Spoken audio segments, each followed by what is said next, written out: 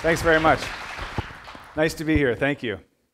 So, cities are complex and fragile organisms. They live and breathe just like people. They can make your dreams come true, they can save the world, and they can certainly break your heart. And like people, cities need a lot of love. About 100 years ago, there was a terrible explosion in Halifax Harbor when two ships collided, and in an instant, 2,000 people lost their lives. 9,000 more were terribly injured. About 400 acres of the city was erased from the map, and molten iron rained from the sky at distances of 2 and 3 miles away. Just imagine that. Imagine the devastation, physical devastation, but the very deep and human and emotional devastation that would have followed that explosion. Most of us know the story of the Halifax Explosion, and it's one that's often told. But there's a part of that story that we don't tell enough, I don't think. And it's a part of the story where the members of this community came together and rebuilt the city. And it's the story of our regeneration. And it's an amazing story. And the seed of that incredible communal effort, that undertaking, lies in this photograph that you see. In the middle, at the top of that photograph, there's a poster nailed to wooden boards covering the shattered glass of the shop windows. And the poster is a call to action. And it says, "We shall never rebuild Halifax unless everybody works." Well, plucky Haligonians that we are, we did rebuild.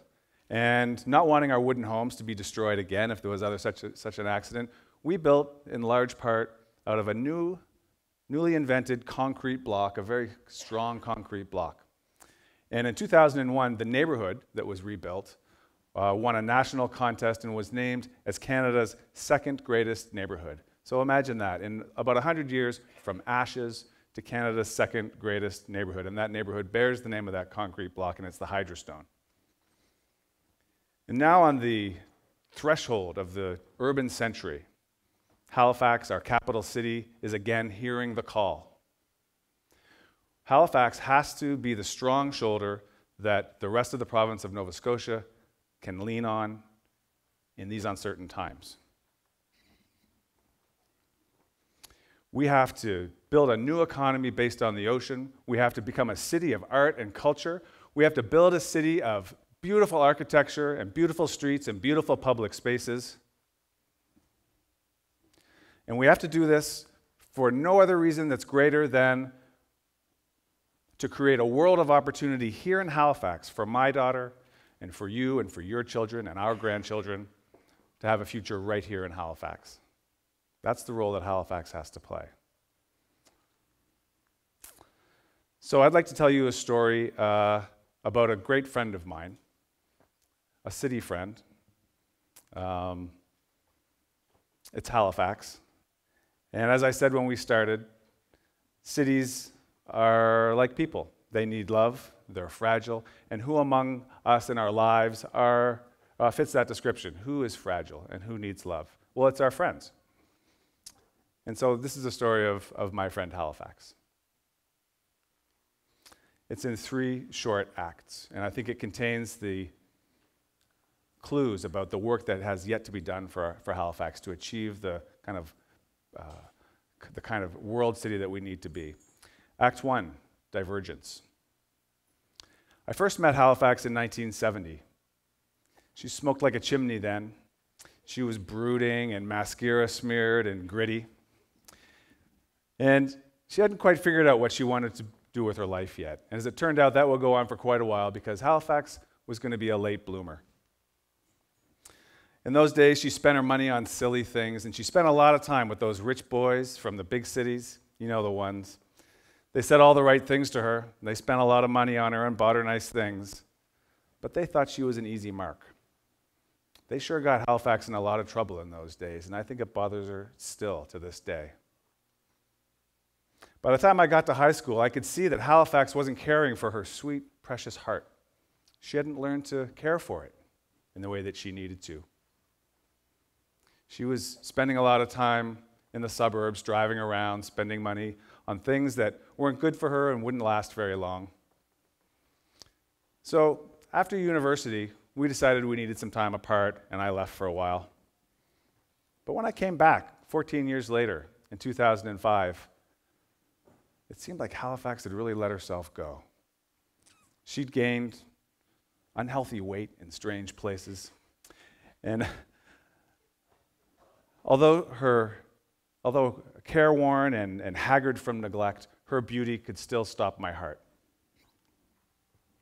One night after we'd been downtown and were feeling a bit maudlin, Halifax leaned over to me and she said, I just don't think my life is going anywhere. Then she leaned a little closer and she confided in me that secretly she didn't think she deserved any better. And that made me really sad. I just couldn't imagine where she had gotten this inferiority complex from. I tried to make her feel better, but then she shot back this chilly response that she hadn't even felt love in her heart for almost 20 years. And I thought, how can this be? How can Halifax, with so much potential, so much to offer the world, be stuck in this rut? There must be something. There must be something we can do. Act 2, Emergence. So sometimes when someone you love is in a deep, self-destructive funk, the best thing to do is to gather friends around and share their love with an intervention, to talk about the good things that the future holds and to give that person support. And for about 4 years, that's exactly what about 10,000 of Halifax's best friends did for her. And we had a great time. We stayed up late into the night in soulful conversation. We drew lots of pictures. And as Halifax began to feel the love of the community and the support, the thing happened that I've been waiting so long for her to do, and that was that she began to smile again. My greatest expectations for Halifax were coming true, and sure, she still had some things she was working through. There were people that were still concerned with what she was spending her money on and where she spent her time and what she did on the evenings and the weekends and with whom. And there was this persistently tough older crowd of kids that gave her a hard time about respecting her elders. And of course she respected her elders. She was just expressing herself.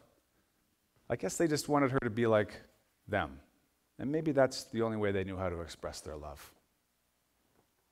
But before long, by 2008, Halifax had become a cause célèbre. And even the people who were mayor and premier and the people who wanted to become mayor and premier were pulling for Halifax to be the best she could be, to pull her out of her rut, and to make a strong play for the future. And then they started talking about her in the glossy magazines, and before we knew it, the whole community was cheering for Halifax to pick herself up and dust herself off and face a bold new future. And do you know what? That's exactly what she did. With pluck and determination, our sometimes beleaguered friend, our dear old pal, often her worst own enemy, prone to the odd misstep, picked herself up and changed her life.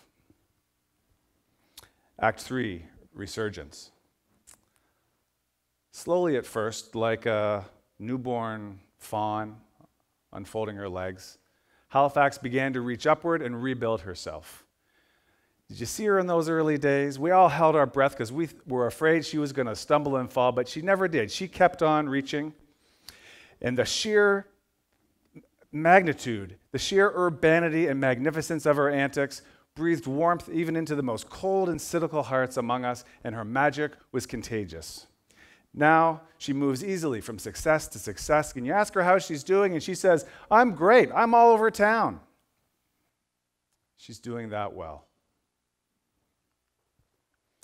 I caught up with Halifax recently for lunch in the Grand Parade downtown, and she looked great. She was happy. And I asked her how she'd accomplished so much. And you know what she said to me? She said, "I used to spend my time driving around in cars and spending money. Now, I just like being with people that I love."